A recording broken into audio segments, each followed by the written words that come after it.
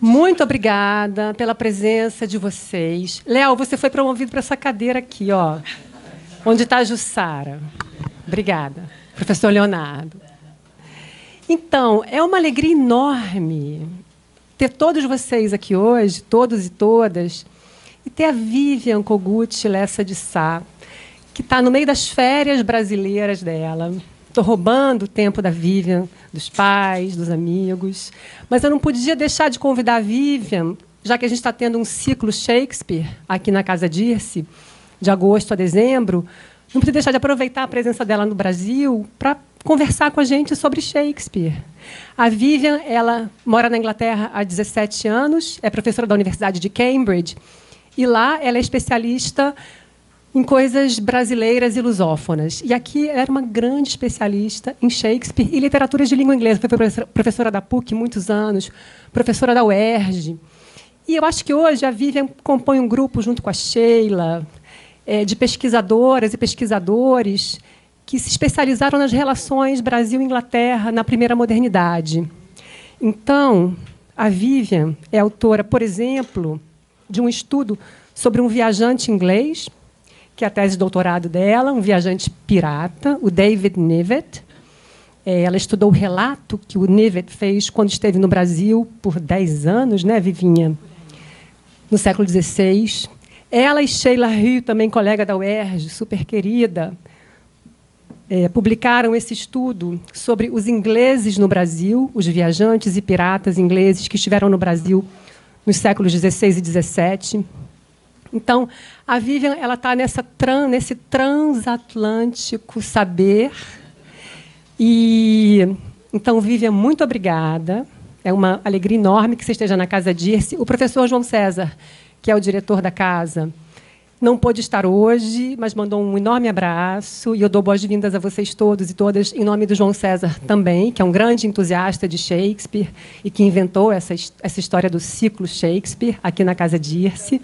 Marlene já participou, professor Leonardo vai voltar. E a ideia é que a gente, todo mês, conversa sobre um tema relativo ao universo do Shakespeare. E a Vivian, hoje, vai falar para a gente sobre o mundo do Shakespeare, essa Inglaterra lá da primeira modernidade, em 6 objetos. Eu vou dizer para vocês que é uma coisa que só ela poderia fazer. Ninguém poderia dar uma aula de história inglesa por meio de 6 objetos, como a Vivian. Então, a Vivian tem esse olhar, essa pesquisadora super rigorosa, mas que tem um olhar criativo e muito singular sobre os objetos que ela estuda. E, para mim, isso é um motivo de admiração profunda pelo trabalho dela. E, só para terminar, last but not least, a Vivian é poeta, tem 2 livros de poesia publicados pela editora 7 Letras, imagino que esgotados, mas sempre encontráveis sob demanda, que é o Água Rara, de 96, e o Durante a Noite, de 2003. Então, Vives, acho que é isso. Está com você.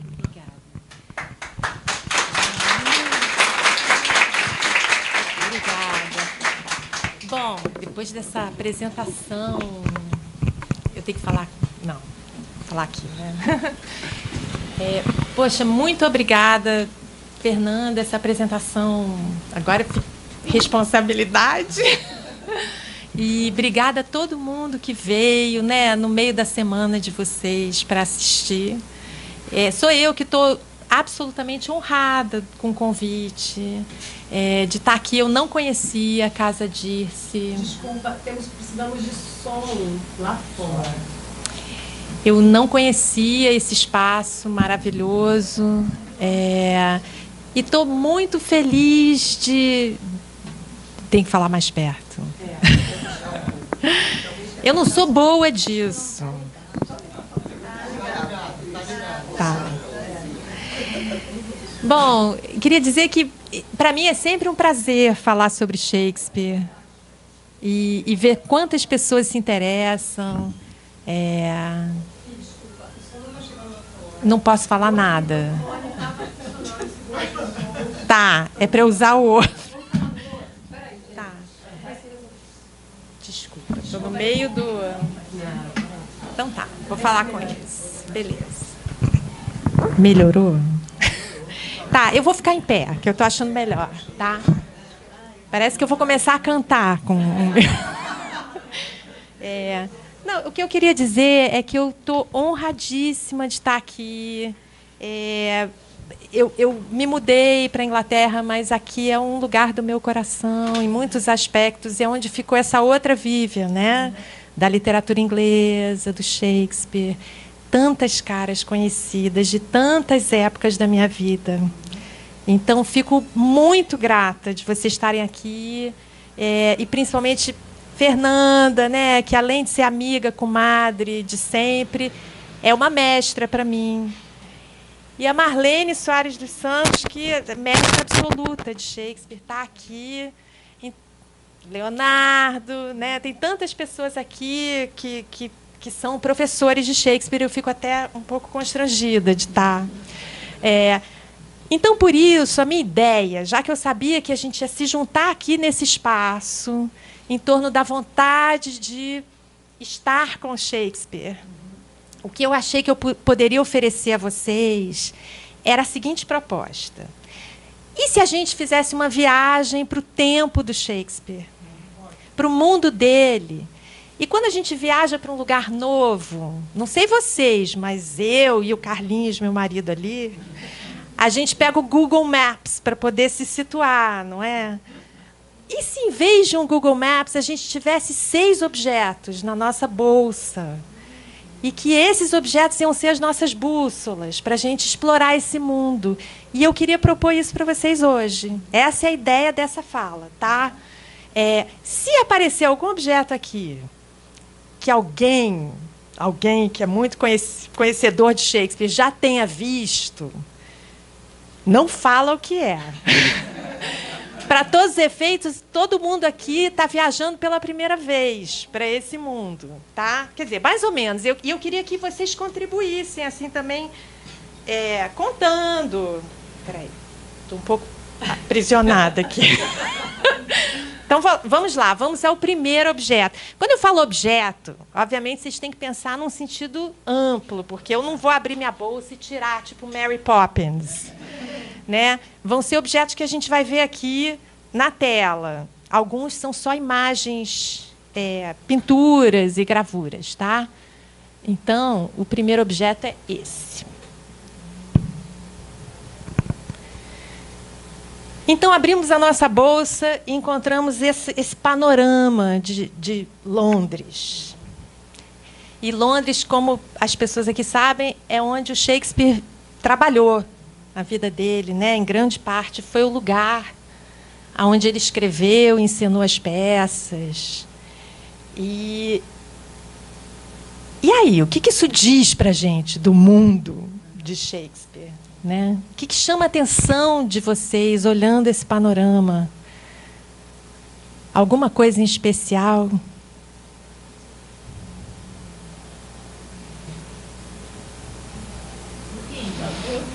O rio. E o que sobre esse rio? Tem uma ponte, né? E a verdade é essa. Naquela época só tinha uma ponte atravessando o rio.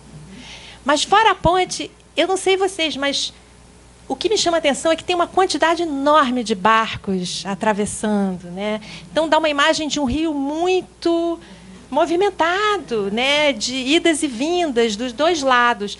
Não sei quem conhece, já viu um mapa moderno de Londres, essa é a margem sul, e aqui é que é o centro mesmo. E, na época, era mesmo o centro oficial da cidade. Essa parte sul, ela ficava fora dos limites, e era uma zona assim, onde coisas que não seriam, atividades que não seriam permitidas aqui, eram permitidas aqui, porque era meio fora da jurisdição. Então, brigas de galo, meretrício, né? Tinha bordéis, era uma área meio perigosa, dependendo de onde você ia. Embora aqui tenha uma igreja, né? Que ainda existe. Quem for a Londres pode visitar, a Catedral de Southwark. Mais alguma coisa chama a atenção de vocês? Aquela construção circular ali. Aqui? Ao lado da igreja. Aqui? Aham! vamos falar dela. Na verdade, tem duas, né? Coisa interessante é que a ponte é cheia de construções grandes. Exatamente. Ela era construída em cima. Parece até algumas pontes na Itália, né, de hoje em dia, Florença, né, que tem casas em cima. Tem as cabeças dos criminosos ali. Exatamente. Isso é outra coisa que chama muito atenção. Então, eu queria focar nessas duas coisas. Antes da gente olhar tem mais uns slides que focam nessas partes da imagem. Mas antes de passar para a margem sul, que eu já vi que é o que interessou todo mundo, queria só falar uma ou outra coisa sobre essa margem norte, que é a cidade mesmo. Não sei se vocês perceberam, tem uns edifícios muito pomposos, né? Grandiosos, igrejas, tem palácios.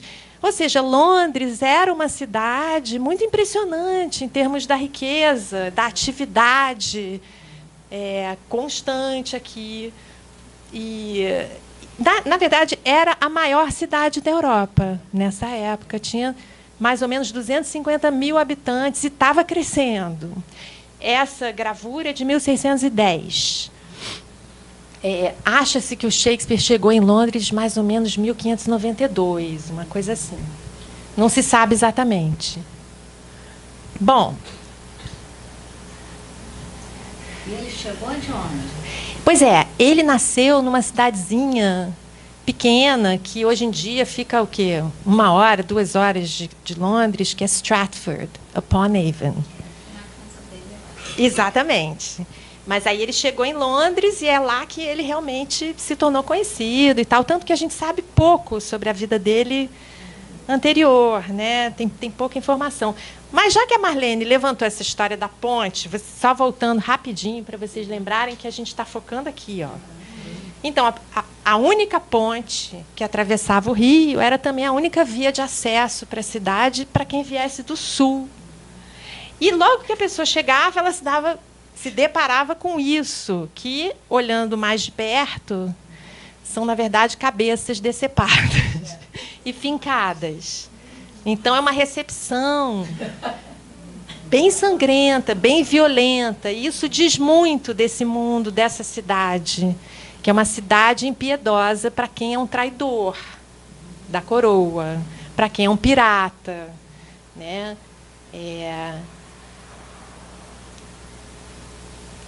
Eu quero ver se eu estou me lembrando de tudo que eu ia falar. Outra coisa, talvez, que fosse importante para a gente lembrar é que a expectativa de vida era muito baixa nessa época. Era mais ou menos em torno de 30 anos. Essa sala aqui estaria bem vazia. Inclusive, eu mesma não estaria aqui. Sei lá quem estaria aqui. Ele. Porque eram muitas doenças, a vida era muito precária. Como vocês sabem, não existia ainda a medicina como a gente entende, nem a asepsia. E mais ou menos metade das crianças que nasciam não chegava aos 15 anos de idade. Então, a mortandade infantil era maciça. Isso diz muito desse mundo também, e o que as pessoas faziam no tempo que elas tinham de vida, né? Já que meu pai falou da construção circular, que na verdade é octogonal, chama a atenção, porque é uma construção diferente das outras construções que a gente vê. Quem tiver um olhar mais agudo vai perceber que essa gravura que eu estou mostrando agora, esse detalhe, não é exatamente tirado da primeira gravura. Foi uma coisa que eu me toquei quando já estava pronto o PowerPoint. Fiquei arrasada e não consegui depois. Mas tudo bem, visivelmente uma das gravuras é baseada na outra. Aqui tem mais detalhes, tá? Eu acho interessante, só momentaneamente saindo aqui da margem sul e voltando para a cidade oficial, eu queria chamar a atenção de vocês dos pequenos portos que tem ao longo de toda a margem, né, para as pessoas receberem as mercadorias, os barcos com as mercadorias. E essas casas enormes também, entremeadas de casinhas muito pequenas. A cidade era muito compacta e muito exprimida. Tanto que mais ou menos uns 50 anos depois que essas gravuras foram feitas, teve um incêndio devastador, que acabou com, tipo, 2/3 dessa Londres que a gente está vendo aqui no panorama. Inclusive, vou voltar rapidamente. Inclusive, destruiu a St. Paul's Cathedral, que eu acho que é essa aqui. A que a gente conhece hoje em dia é posterior a esse fogo. A original não tinha aquela abóbada, né? Tá. Bom, vamos então ao que interessa, que são essas construções aqui, né? Que aqui, inclusive, vem com nomes: The Globe, The Bear Garden. O que é garden quando é o rio ali? Pois é, porque, na verdade, esse The Bear Garden se refere a essa construção. Não está falando do... Está escrito aqui em cima, mas é isso. Como The Globe é essa aqui. É o teatro. Exato. Então, teatro é mais um dos aspectos singulares dessa cidade grande, dessa Londres do final do século XVI, é que começam a aparecer esse tipo de construção, que são os teatros públicos. Mas não são só teatros públicos. Como você vê, essa se chama The Bear Garden. Então, são espaços que eles têm várias funções. Dependendo do horário, pode ser um bear garden. Agora, bear garden, a gente fica assim, como assim um teatro de ursos, né? Então, alguém quer falar disso? Alguém que sabe? Tinha urso em Londres. Mas não assim, urso na rua. Também não existia jardim zoológico. Mas um dos entretenimentos ilícitos, digamos assim, que aconteciam aqui nessa parte fora da jurisdição, era não só a briga de galo, que existe até hoje, né? Não em Londres, mas existe. Mas eles pegavam ursos, arrancavam os dentes dos ursos, acorrentavam e soltavam os cachorros em cima dos ursos. E as pessoas faziam apostas. Eu estou falando isso porque, para a gente ter uma ideia também da quantidade de sangue que as pessoas esperavam ver quando elas iam se divertir, né? Nas horas vagas, que entretenimento era misturado. Então, num desses lugares, por exemplo, de manhã podia ter um bear baiting, ou esse negócio de ursos, de tarde Hamlet, entendeu? Era o mesmo público, era o mesmo espaço. E para a gente é muito impressionante, por um lado. Então, é uma viagem mesmo que a gente tem que fazer para esse momento, e para esse mundo que é mais ou menos diferente do nosso, mas a gente também vive cheio de violência. E, é claro, as pessoas passaram antes e viram aquelas cabeças, né? Escrito em cima ali, depois do trem, tem uma coisa escrita ali. Aqui? Não, mais em cima. Aqui? À esquerda, em cima. A galley ship. 3 cranes. São nomes das pequenas pontes onde se podia desembarcar, né? E o The Globe, ele vai ser um lugar indissociável do Shakespeare. Todo mundo que estuda o Shakespeare chega no The Globe, que é um teatro que foi construído pela companhia do Shakespeare. Então, eu vou falar rapidinho dessa coisa das companhias de teatro. Bom, teatro público são esses espaços, então, que juntavam multidões, né, para assistir espetáculos, e eles não eram fechados. Vocês estão vendo, não tem telhado. Então, abertos no meio, à mercê do tempo. Podia chover, fazer sol, e o tempo lá, todo mundo sabe que não é garantido, né? Então, as peças só podiam acontecer durante o dia, porque elas dependiam da luz natural. E esse teatro, The Globe, ele não era o primeiro teatro público. É isso que eu queria mostrar para vocês. Isso é a vista de dentro desses teatros. Na verdade, eles comportavam muita gente, cerca de 2.000 pessoas cada vez, cada apresentação. E tinha apresentações diárias. Se tornou um sucesso enorme, né? Essa coisa das apresentações nos teatros públicos. Desculpa. A gente pode ter acesso a esses slides depois? Claro, não tem problema nenhum. Não precisa fotografar. Sem problemas. Essa foto moderna, porque muita gente aqui deve saber que há uns anos atrás eles construíram uma réplica do The Globe, lá em Londres. Não é exatamente no mesmo lugar que era o original. Mas eles tentaram seguir à risca toda a arquitetura, os materiais, etc. É bom que dá uma ideia para a gente de como acontecia o espetáculo, né? Vocês veem que luz natural, tem uma parte sentada e uma parte que as pessoas ficam em pé. E os atores estão aqui, né?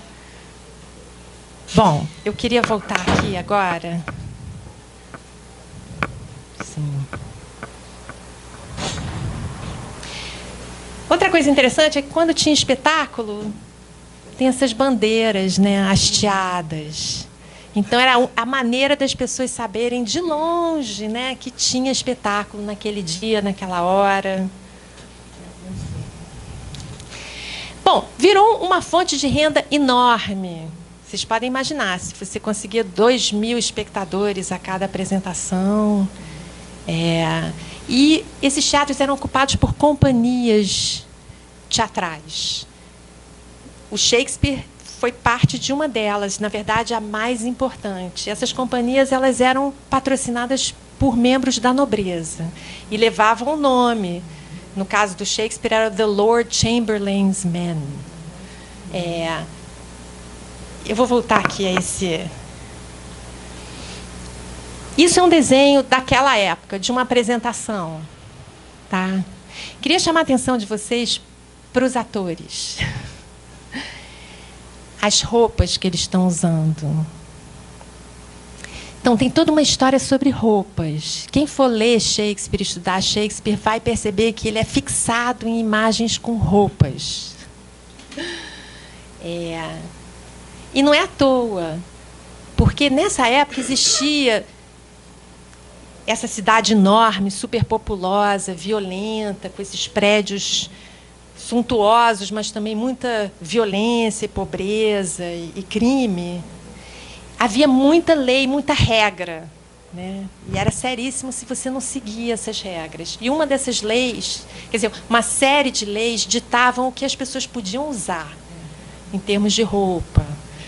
E não era só o modelo da roupa, era principalmente os materiais, os tecidos. Existiam tecidos que só certas pessoas de certas classes sociais podiam usar, e certas cores também.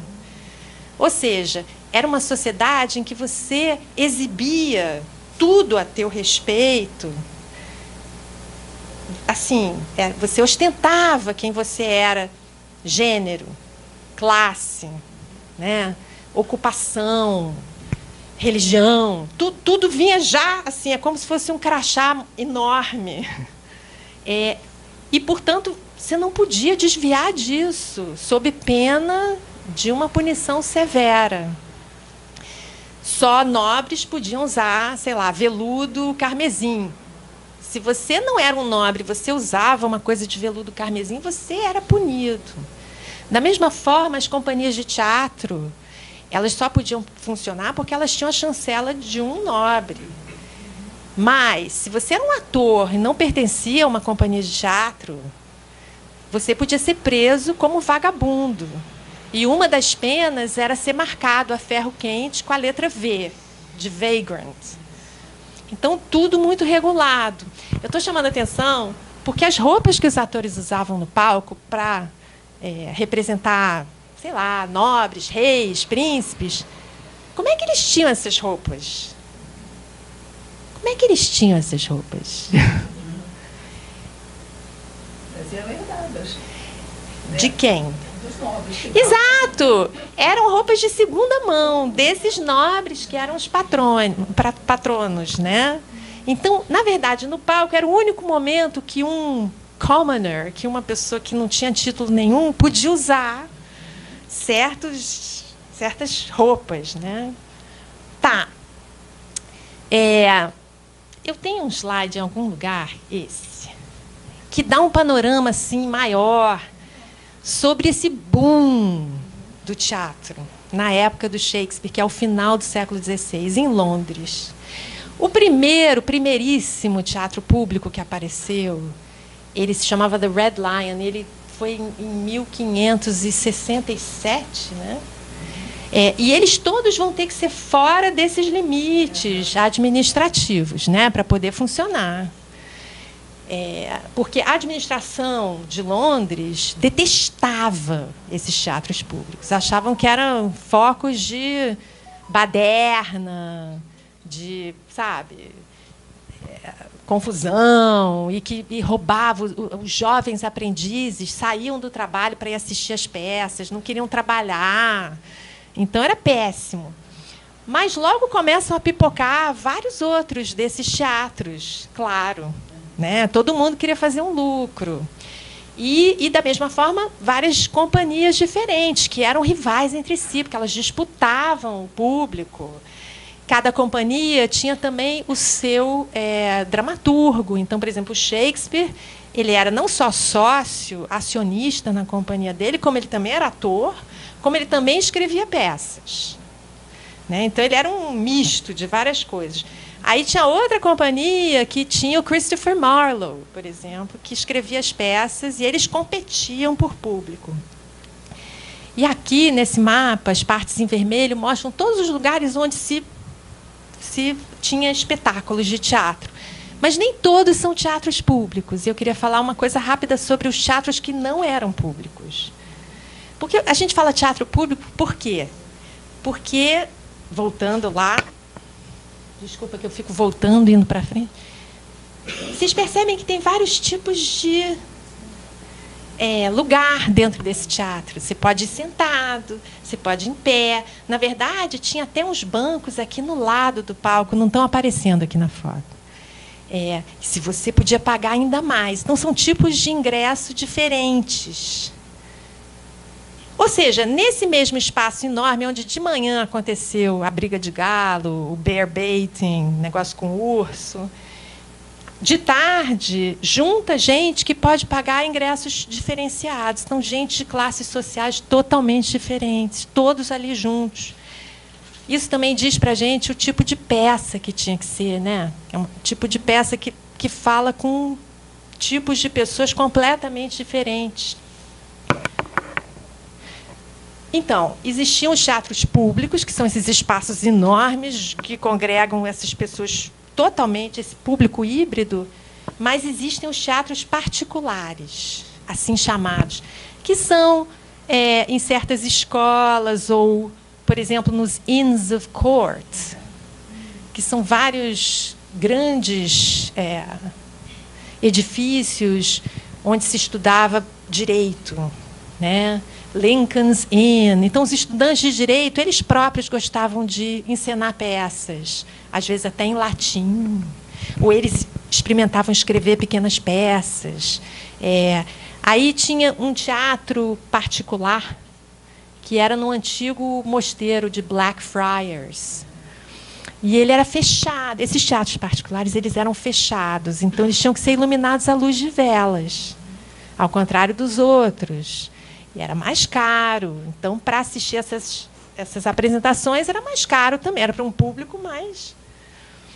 E última coisa é que, às vezes, nesses teatros particulares, como a coisa era muito mais rentável e cara e tudo, eles eram ocupados por companhias... Os atores eram crianças. Então, tinha um empresário, tinha toda uma estrutura ali comercial que explorava o trabalho de crianças atores.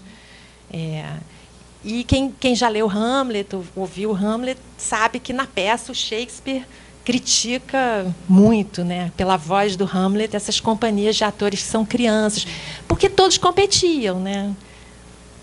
Tá. Então, acho que isso deu assim um grande panorama.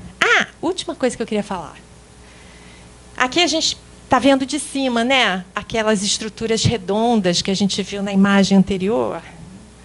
Tem aqui o The Rose, que era competidor do The Globe, The Hope, todos esses são teatros. Aí, The Bull Ring é interessante que não é o Bear Garden, mas é o Bull Ring, porque eles usavam também touros Da mesma forma, por isso tem o bulldog. O bulldog eram os cachorros para atacar os touros. Ou seja, tudo que tivesse um pouco de sangue era legal. Mas eu queria chamar a atenção para esse The Clink, que era uma das prisões mais infames, que vinha desde a Idade Média. Até hoje, os turistas podem visitar o The Clink, lá em Londres, pagando uma grana. Aí eles têm lá umas reconstituições das câmaras de tortura e tudo. Eu estou falando isso para vocês imaginarem o ambiente pelo qual as pessoas passavam a caminho de assistir uma dessas peças que hoje em dia a gente lê, acha sofisticadíssimas, dificílimas, né? Mas é esse o público e é esse o ambiente. Tá, eu acho que agora dá para a gente ir para o segundo objeto, sim. Sendo essas companhias patrocinadas pelos nobres, havia algum tipo de pré-censura, porque eles iam expor? Ou eles Sem dúvida. Obrigada por trazer essa pergunta, porque tinha muita censura. Essa é uma época em que tudo é muito controlado. E vocês devem estar achando estranho, porque quando a gente ouve sobre essa coisa dessas coisas violentas, esses entretenimentos violentos, a gente pensa em descontrole, né? Mas tudo era muito controlado, muito regrado e tinha muita censura. Mesmo fora. Então, as peças passavam por um certo crivo, né? Tinha uma posição do Master of Revels, que ele que, entendeu? Tinha que passar por ele também. Não é que fora dos limites da cidade podia também qualquer coisa. Afinal, era o reino, né? Tá. Eu espero não ter esquecido nada, mas eu queria muito passar para o segundo objeto. Que eu imagino a gente agora meio zonzo, andando por aqui, né, meio assustado e tudo, segurando a bolsa. E aí a gente pega o segundo objeto, que agora eu já não sei mais onde está. Achei. Alguém já viu esse objeto antes? Que bom. É bom, né, quando a gente acha uma coisa nova. Tá, não é à toa que muita gente nunca viu esse objeto, porque ele é uma raridade. Porque esse objeto, na verdade, ele era feito para ser quebrado. Mas não vou falar mais, não. Eu quero saber o que as pessoas acham que é. Exatamente! É um cofre.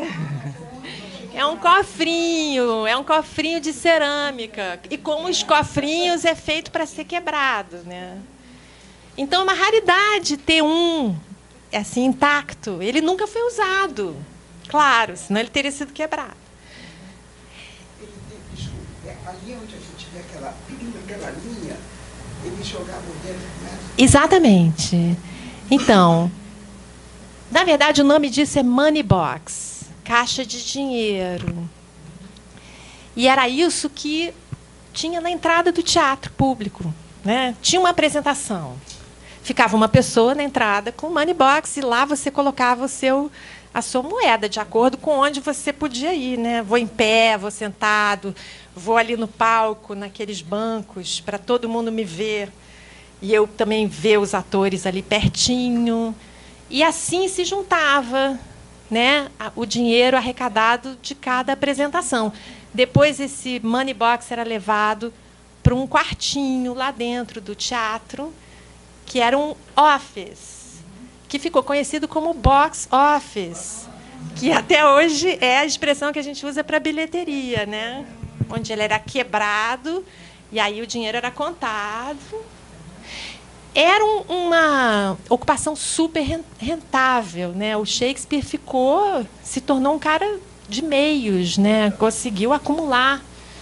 E a companhia dele, depois que a rainha morreu, em 1603, e subiu ao trono o rei James, se tornou The King's Men. Então, a companhia mais importante. Tá. Então, deixa eu ver se eu não deixei nada de fora.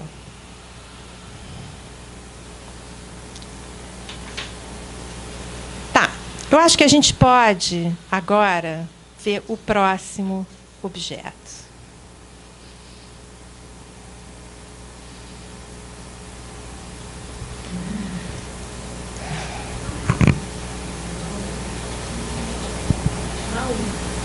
Baú, né? Mais algum detalhe que chama a atenção de vocês? O quê? Cor, né? Eu falei antes da coisa dos materiais, não falei? Então, vocês acham que um baú que seria de quem? Que situação? Rica, né? Veludo, vermelho, quer dizer, tudo aqui indica poder, riqueza, com esses detalhes dourados, né? Tem uma coisa que tranca aqui, que é interessante também.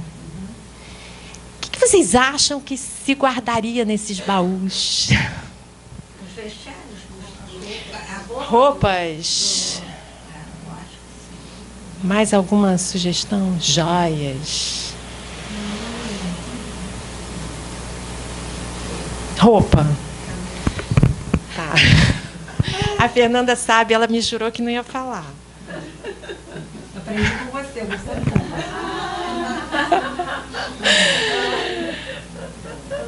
Bom, foi uma surpresa, né?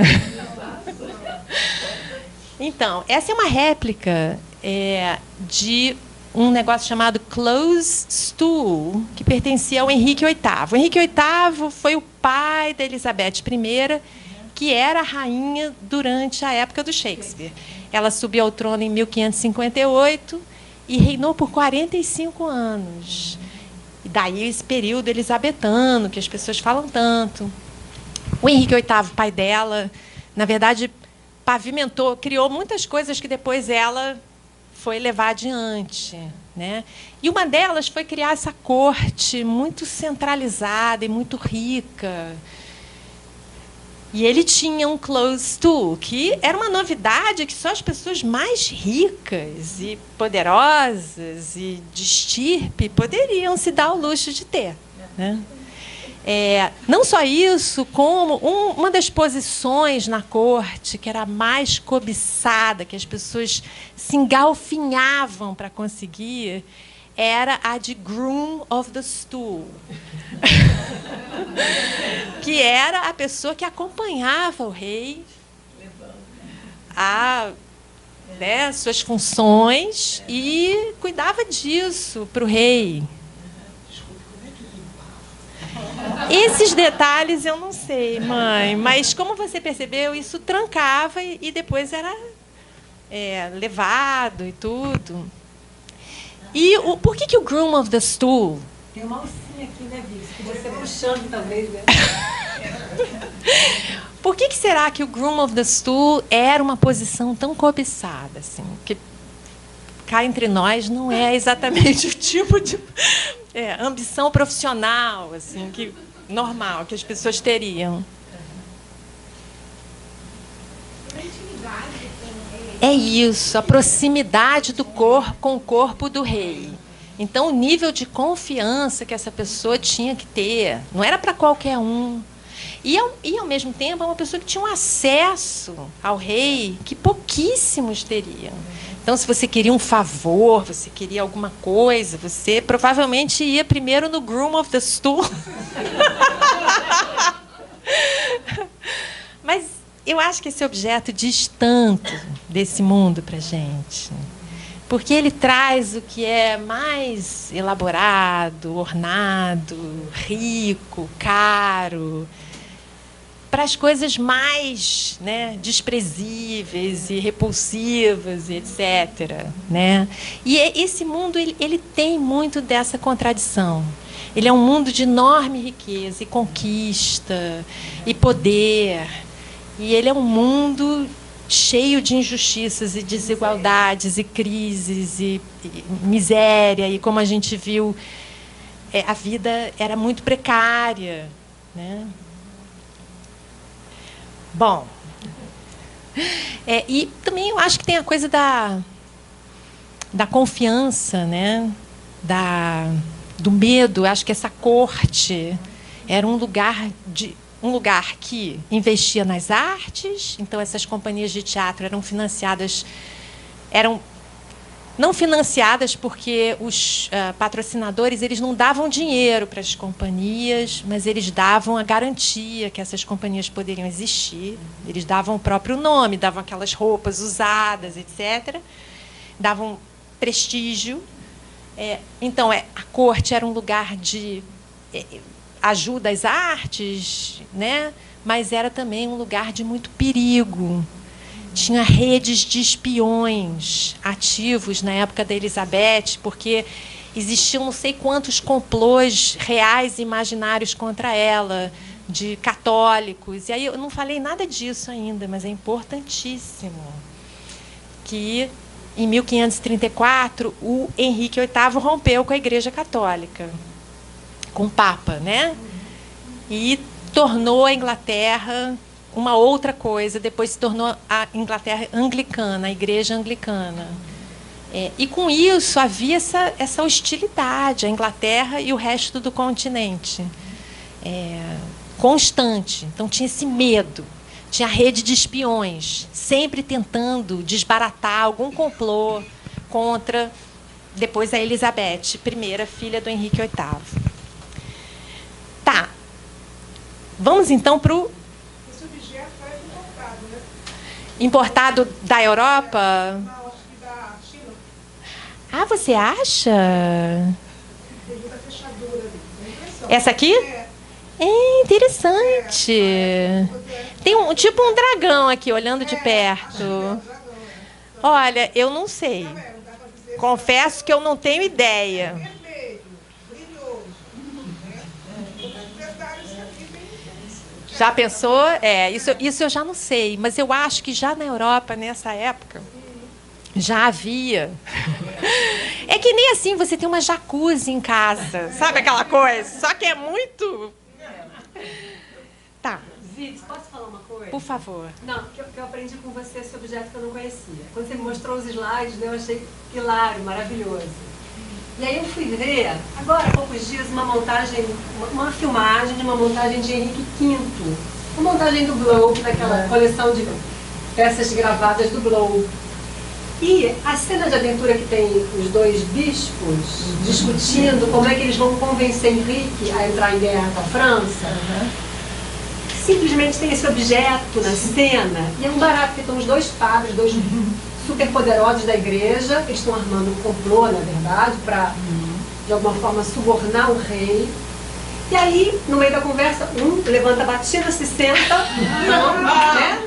E aí, Paraná se limpa, aí o criado leva o lenço embora, e eles continuam conversando, e o outro vai e se senta. Então, esse objeto que você tinha me mostrado, e que eu não conhecia, ele tornou a cena, assim, ele deu todo o tom da cena. Então, enfim, né, a presença de um objeto explica um pouco o que está acontecendo ali. Isso é interessante, isso, porque nas montagens das peças, vocês viram que não tinha luz artificial, né, nesses teatros públicos, e também o palco era muito simples, não tinha efeito como a gente tem hoje em dia. Então, esses objetos em cena eram muito básicos e cada objeto representava milhões de coisas também, né? Não tinha muito como... Mas interessante eles usarem isso. E, claro, tudo que era ligado ao Vaticano, Igreja Católica, horrível, né? Demonizado. Tá. Então, acho que a gente pode agora olhar para o objeto número 4. Até que a gente está avançando rápido.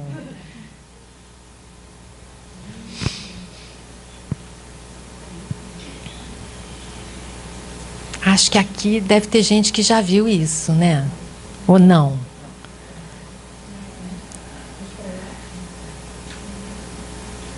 Acharam bonito? Viram que a gente foi do close to para isso, né? De um extremo ao outro. Bonito, né? Eu acho super bonito. É um astrolábio. Então, esse astrolábio... Bom, o que é um astrolábio? Eu também tive que... ninguém... Tipo uma bússola. E, por favor, não me façam perguntas muito específicas, porque eu não sou cientista e meu conhecimento é limitado. Mas, basicamente, era um objeto que vinha desde a antiguidade, foi aperfeiçoado nessa época, principalmente na Europa, né? E que ajudava os navegantes no mar. Também ajudava os viajantes em terra, porque dava as latitudes. E eu vou tentar... Espera aí. Olha aqui. A gente pode olhar um pouquinho. Não sei se vocês conseguem ver. Tem aqui, ó. Dá para ler isso aqui? Reconhecem o que é? São os signos, né? Tem o zodíaco. Tem várias maneiras de medir e calcular distâncias. Espera aí, vou botar. Deixa eu ver se eu consigo.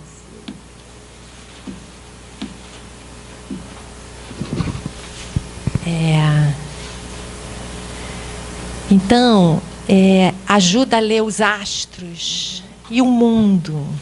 Então, um pequeno objeto que era fundamental para as pessoas terem uma noção, digamos, até do universo um pouco, né?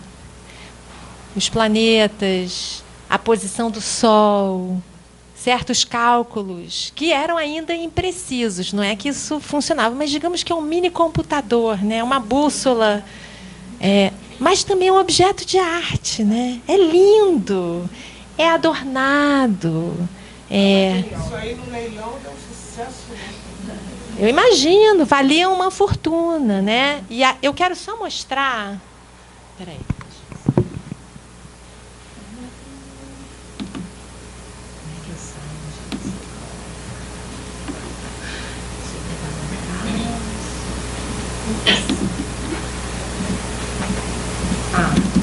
Maravilha. Conseguiu. Então, esse é o verso, né? E aqui vocês veem os meses do ano. Então, também é um calendário. Aí tem, assim, umbra versa, umbra recta, né? As sombras. Novamente, os signos, vários símbolos. E eu queria falar um pouquinho desse astrolábio, especificamente, que ele é muito especial, porque ele foi feito por um cara chamado Gerard Mercator. Estou vendo que muita gente aqui já ouviu falar dele, né? Então, ele era um astrônomo, né? Um misto, cosmógrafo, flamengo dessa época. E ele é que criou, pela primeira vez, em 1569, ele fez um mapa, que é conhecido até hoje, com a projeção Mercator, que ele conseguiu jogar para a folha de papel a ideia tridimensional do mundo, com os riscos, né? Latitudes e longitudes, tentando representar. É incorreto ainda, mas é já um avanço enorme que ele criou. E eu queria diminuir de novo ela, não estou conseguindo, né? Você sabe como é? Eu sou Max Versa. Maravilha. Obrigada. Então, vocês devem ter visto que esse astrolábio veio do Museu Galileu. Está lá. E a história dele eu acho interessantíssima, porque ele era do Mercator. E, em algum momento, ele foi adquirido por um inglês, cuja história... Quem estuda essa época, toda hora está esbarrando em histórias incríveis de personagens. A Sheila sabe disso melhor que ninguém. E esse cara, esse inglês, ele era filho ilegítimo de um dos favoritos da Rainha Elizabeth I, o Earl of Leicester. E ele se chamava Robert Dudley Jr., o pai que era o Earl of Leicester, um dos favoritos. E esse Júnior, vou chamar ele de Júnior, ele é filho ilegítimo, não conseguiu muita coisa lá, resolveu ir embora da Inglaterra para Florença, em 1605 ou 8. Ele era um cara muito interessado em navegação marítima, em exploração marítima, e ele também era uma espécie de cosmógrafo, e ele se colocou a serviço dos Médicis. E passou o resto da vida dele na Itália, trabalhando para os Médicis, e foi graças a ele que projetou o porto de Livorno, que se tornou o grande porto de onde saíam as navegações italianas da época. Não tinha Itália, né? Mas, enfim, e toscanas. E toscanas? Florentinas? Florentinas. E uma dessas expedições, quem descobriu foi a Sheila, foi para o Amazonas, no início do século XVII. Então, o Robert Dudley, ele colecionava esses instrumentos náuticos. Ele era um grande colecionador. E ele escreveu um tratado de navegação chamado Dell'Arcano del Mare. E quando ele morreu, sei lá, não me lembro mais, quando ele morreu, 1618, alguma coisa assim, ele doou toda essa coleção de mapas e astrolábios e bússolas, etc., para os Médicis. E, muito mais tarde, quando fizeram o Museu Galileu, essa coleção toda foi para lá. Então, tem uma conexão com a Inglaterra, esse astrolábio, embora não tenha sido feito nem na Inglaterra, nem por um inglês. Eu coloquei esse objeto porque essa é uma época super importante para a Inglaterra em termos disso, de descobrir o mundo, de navegar, explorar, né? Portugal foi o primeiro, né? A Inglaterra nessa época está competindo, né, com a Espanha e Portugal, e muito com o corso também.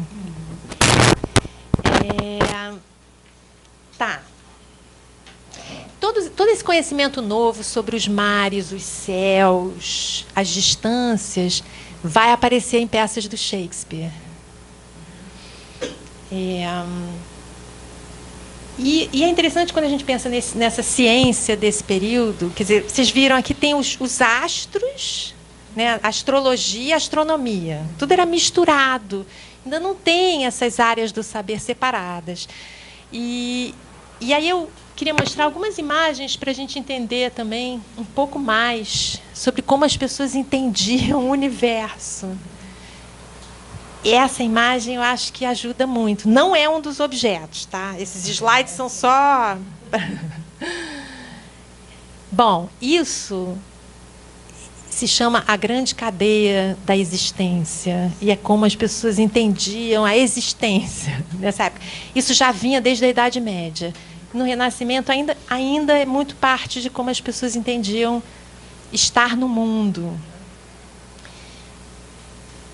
Alguma coisa chama a atenção de vocês? Eu vou tentar de novo ampliar. Essa pessoa, né? Essa mulher nua. Alguma coisa sobre ela que te chama a atenção? Eu vou tentar aumentar essa parte. Parece, né? Porque ela está nua, né?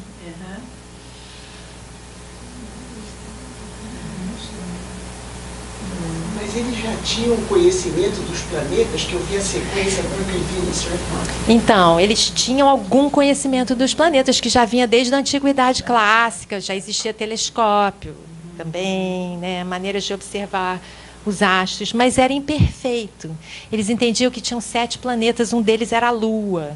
Então, era uma astronomia ainda se desenvolvendo. Eu vou tentar passar para essa parte de baixo, mas só já que você mencionou a Índia, que não é Índia,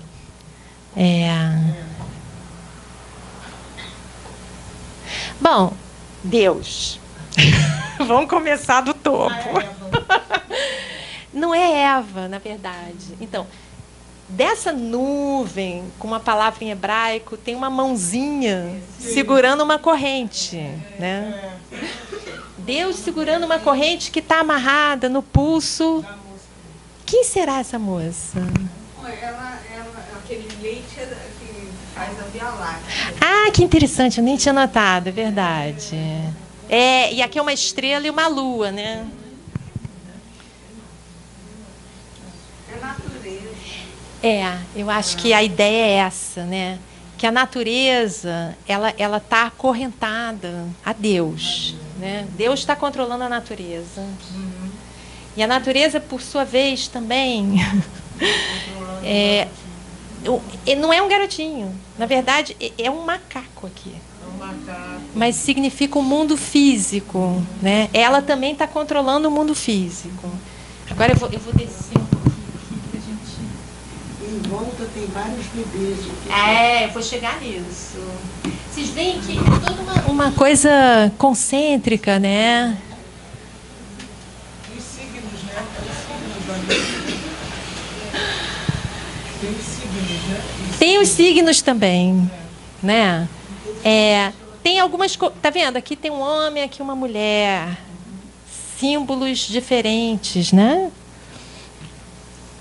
Tá dando para ouvir lá? Na cabeça dela tem como se fosse uma aura. Pode ser, é verdade.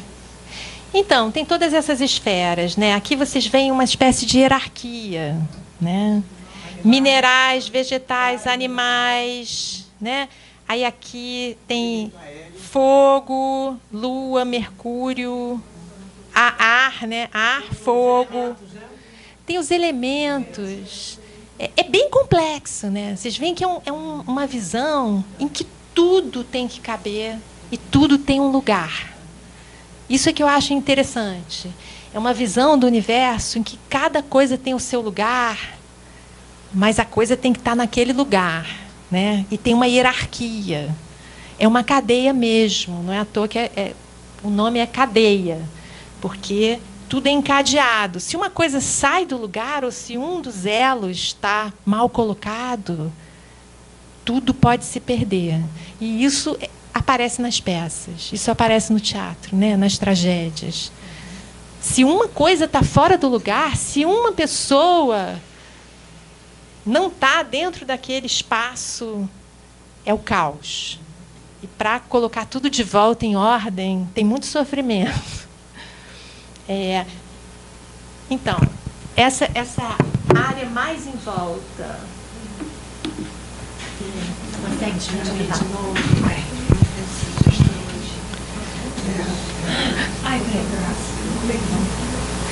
Então, a visão do universo também era essa de esferas que iam progressivamente se distanciando da Terra.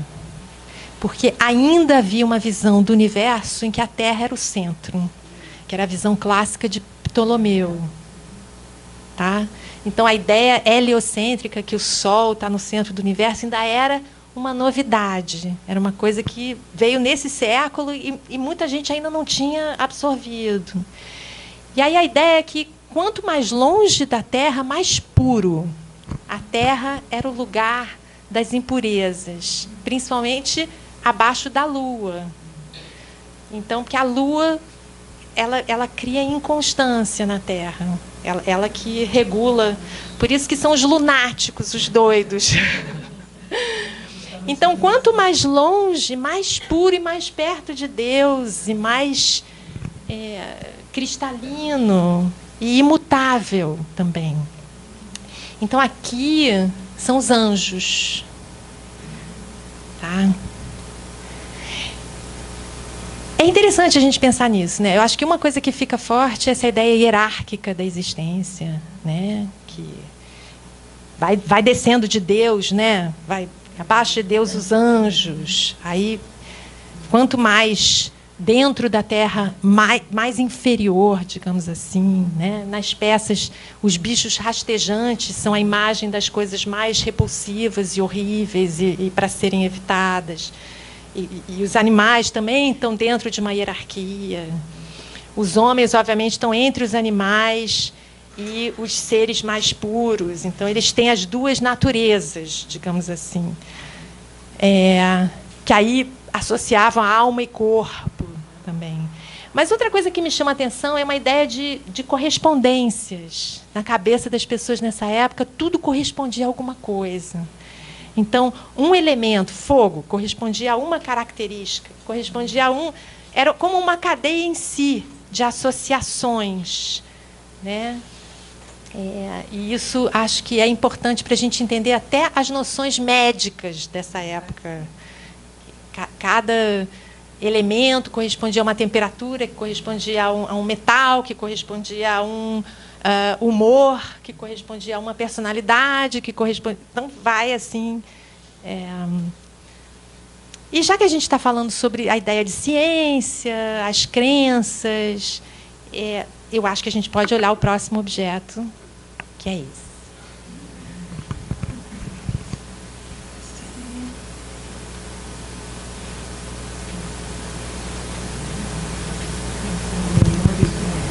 Alguém já viu isso? Gostaram? Eu sempre penso nisso quando eu vejo os objetos. Raquete de ping-pong.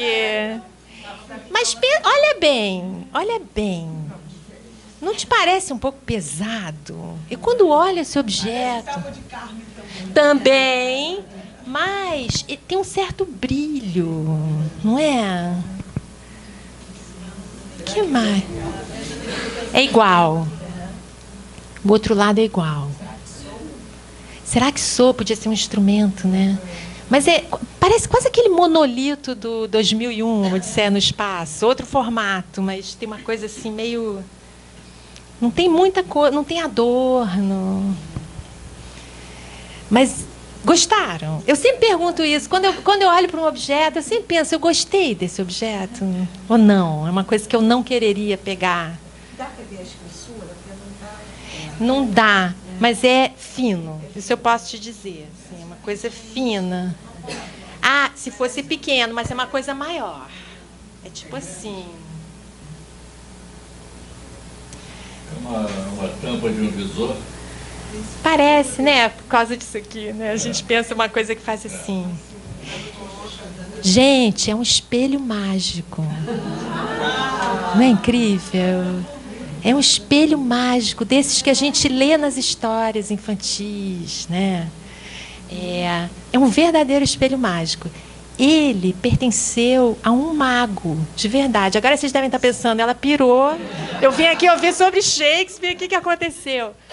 Mas, na verdade, como eu disse a vocês, é uma época em que não tem essa ideia de ciência, não é? Tudo é um pouco misturado, astrologia, astronomia. Então, tinha um personagem muito importante na época do Shakespeare, que era um conselheiro da rainha. Imagina. Conselheiro da rainha, um cara importante, que era uma espécie de...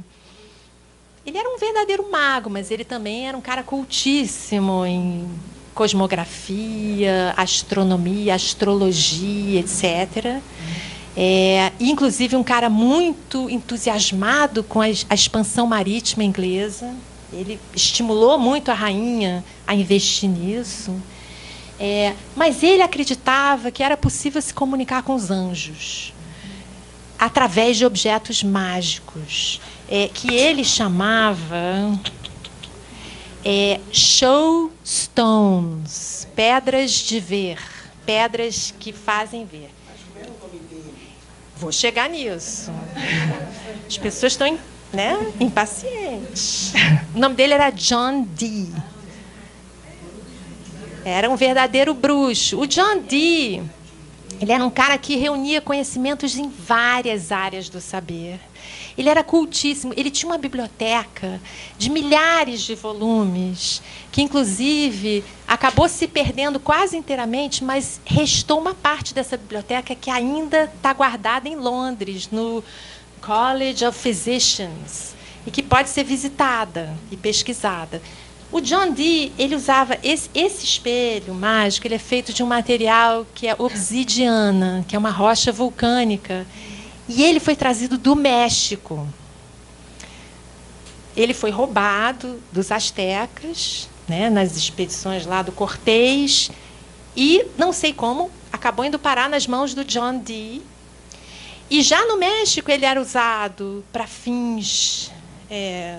místicos, para invocar os espíritos, etc. Na verdade, esse objeto é um de vários objetos que estão guardados lá no British Museum. Essa coleção de objetos pertencia ao John Dee e eram todos usados para fins mágicos. Então, a gente tem o nosso espelho mágico, a gente tem uma bola de cristal... E tem esses discos tem inscrições mágicas também, símbolos. Não me perguntem o que ele fazia. Mas, a uma certa altura, o John Dee ele se associou a um sujeito muito, assim, trambiqueiro, um charlatão, que, inclusive, parece que era procurado pela justiça. Eu não sei como é que ele conseguiu se aproximar do John Dee. Parece que o John Dee era um cara muito... Não sei, ele não tinha social skills, né? Eu acho que ele não sabia julgar. E ele se deixou meio que enganar por esse sujeito. O sujeito e ele formaram uma espécie de dupla que fazia sessões espíritas, sei lá, místicas, em que eles diziam conversar com os anjos. E assim, nessa dupla, eles foram para a Europa e passaram a viajar e se apresentar em várias cortes. E assim ganhar um dinheiro. Mas foi a derrocada do John Dee, porque acabou com a reputação dele, ficou misturado com esse sujeito, Robert Kelly. Mas eles usavam esses discos também, que têm inscrições com nomes de vários anjos diferentes e tudo. Muita gente acha, e com razão, que o John Dee foi um modelo para o personagem Próspero na Tempestade do Shakespeare, né? Bom, vou mostrar para vocês a cara do John Dee, que eu sei que está todo mundo louco para ver. Eilo. Ele morreu pobre e abandonado, né? Impressionante. Um homem que realizou tanta coisa e conhecia tanta coisa, mas esses restos materiais dele continuam no British Museum, né? E os livros no Royal College. E agora a gente chega ao nosso último objeto.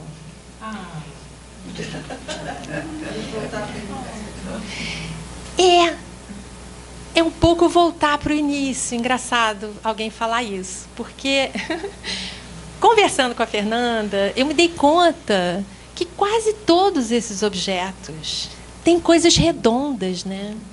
Eles têm circunferências, esferas, têm uma ideia de o fim é o começo, né?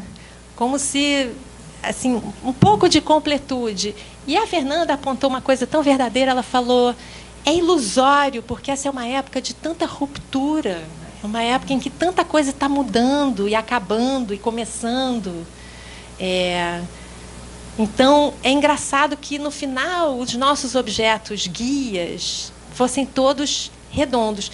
E o último objeto, então, eu acho que leva isso ao máximo. Que é isso.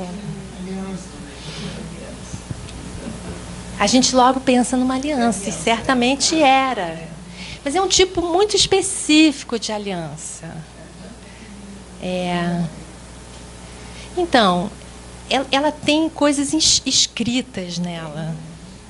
E é um tipo de anel que era chamado de posy ring. Posy vem de poesy, de poesia. E isso, na verdade, não é novidade da época do Shakespeare, já vinha desde a Idade Média. Mas, na época do Shakespeare, ficou muito mais comum as pessoas se darem esses anéis, trocarem esses anéis, como um sinal de um acordo, de um compromisso, de uma confiança. E eu fiquei pensando nisso, na ideia da confiança. A própria palavra, né? Confiança. Acreditar junto, né?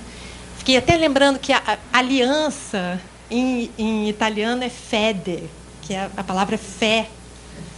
Então tem uma coisa de você envolver um compromisso por escrito que tem que ficar contra o corpo, tem que ser usado contra o corpo. E é interessante, esse é um exemplo de posy ring. Tem uma coisa escrita dentro e tem uma coisa escrita fora. E é diferente, porque tem uma coisa que você quer mostrar para fora e uma coisa que só aquele que recebe aquele objeto vai saber o que está escrito, que está em contato com o dedo daquela pessoa. Então, é isso que está escrito. Então, do lado de fora está escrito a alegria da minha vida, né? E toda a minha trust toda a minha confiança. Então, essa ideia do compromisso, da confiança, do vínculo, da aliança, né? E dentro é heart, thought, life and lust. Coração, pensamento, vida, e lust, que é desejo. Só para a pessoa que estivesse usando esse anel saber essas palavras. Eu fiquei pensando muito nisso, nessa visão desse mundo em que cada coisa era necessariamente associada a tantas outras, né? Como é que eu posso explicar? Então, uma palavra remetia a tantas outras ideias, né?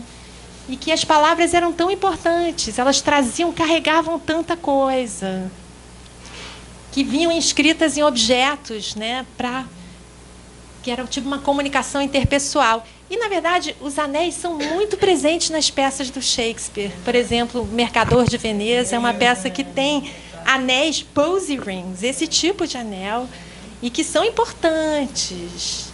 Comentário. Esse é o primeiro objeto que está escrito em inglês. Todos os outros estão em latim. É verdade, inclusive o panorama, né? Porque o latim era a língua franca, né? Era a língua que podia circular por todos os lugares. Mas você tem razão. É mais íntimo. Exatamente. O que eu acho interessante também é que ele é íntimo e não é. Porque ele para ser usado e ser ostentado, né?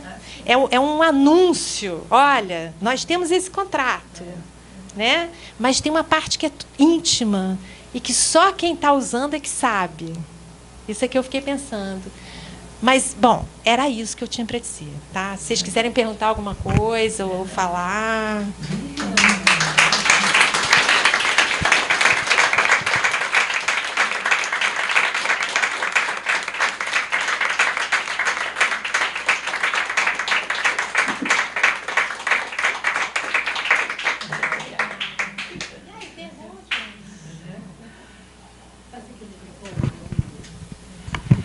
Vivian, eu acho, como eu falei, acho que só você para fazer esse passeio com a gente. E eu acho que agora não tem como ler uma peça do Shakespeare sem pensar nesses objetos, né? E todas as reverberações que esses objetos produzem nas suas... Não é? Ou seja, a Vivian deu 6 presentes para a gente, que vão se multiplicar em muitos e muitos e muitos, porque eles têm muitas ressonâncias, né? E acho que você trouxe essas imagens e essas coisas físicas que a gente vai levar com a gente agora. Te agradeço imensamente. Eu aprendi para burro. E é muito bom ver você falar. É uma viagem assistir a Vivian, né? É um prazerzão. Desculpa lá fora, o Felipe estava penando aqui porque a imagem às vezes caía. 1000 perdões, mas eu acho que deu para vocês escutarem e verem também, embora eu daqui aflita e o Felipe tentando cabear, né, Felipe, com mau contato. Mas, Felipe, super obrigada também, tá? E a gente tem tempo para algumas perguntas, comentários.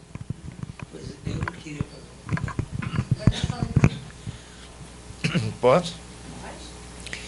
Eu nunca imaginei que o astrolábio seria tão importante na história da humanidade. A Vivian me deu um livro agora sobre o tempo, como se media o tempo, como se corrigia o tempo, como se viajava na antiguidade. Na medicina, o astrolábio está muito presente. É impressionante, e eu nunca tinha visto um astrolábio, não. É lindo, né? Lindo. Isso veio do Oriente? Eu acho que originalmente é uma coisa árabe, né? Sim, árabe. Eu não sei. Pois é. Porque um árabe foi à corte da Inglaterra e o Shakespeare ele viu. Ali ele pensa em hotel. O árabe, quando chega, a corte fica toda, né, pavorosa, né? Aquele homem muito bem vestido foi fazer negócios com a rainha. E o Shakespeare viu. E dali ele vai fazer, segundo Harold Bloom, dali ele vai fazer, vai criar um hotel. Ele vai ver toda a discriminação, né, tal. E ali ele começa. Pois é, eu acho que o astrolábio veio vindo a partir, quer dizer, do Oriente, aí passou para a Europa, aí chegou na Inglaterra, acho que através da Europa. Mas, sem dúvida, mostra essas trocas, né, também. Eu achei legal nesse objeto do astrolado é que você mostrou a questão da transnacionalidade, né? Porque, como ela falou, talvez um objeto que vem do Oriente, que era de quem mesmo que deu né? Quer dizer, era de alguém, que foi para a Itália, o inglês na Itália, fazendo viagens. Daí o latim também. O latim tem que né, é a língua que vai ser usada para as pessoas poderem, isso mesmo, transnacionalidade, importantíssimo. Ô, filho, eu sou médica. Eu sou médica. Na realidade, os tratados hipocráticos, eles bom, pelo menos o que a gente sabe, né? Foram eles que fizeram essa relação entre os elementos naturais e o corpo humano. Então, isso para a gente é bastante racional, que é diferente um pouco dessa coisa, dessa outra metafísica, que então relaciona saúde e doença com signos, etc. Mas aqui, eu achei legal o objeto que você colocou, porque está totalmente misturado, né? Ele tem um racional e uma metafísica ao mesmo tempo, que é uma coisa linda, né? Uma coisa linda. Talvez assim um passo interessante nesse outro momento que a gente vive agora, que talvez seja de muita ruptura também, né? E talvez desse reencontro, né? Entre o racional e o que aí nesse momento, né, de renascimento, etc., se considerou que não era racional, né? Mas ainda é anterior, né? Então, muito legal, gostei muito, super obrigada. E adorei você falando, adorei tudo, obrigada. Mas só para... porque é anterior, mas eu sei lá, a gente pode pensar que a Grécia também é Oriente, né? De certa maneira, né? Porque também essa ideia do Ocidente ser a Grécia, né? Também acho que é o momento da gente repensar isso, né?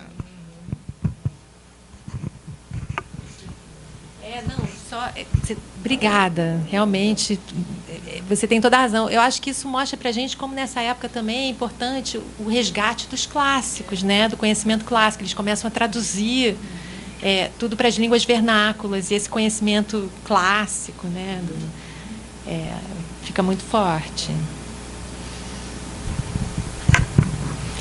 Eu sugeriria o seguinte, a gente tem um lanchinho lá fora, e a gente pode continuar conversando lá fora, porque temos uma hora da casa, a casa fecha às 8.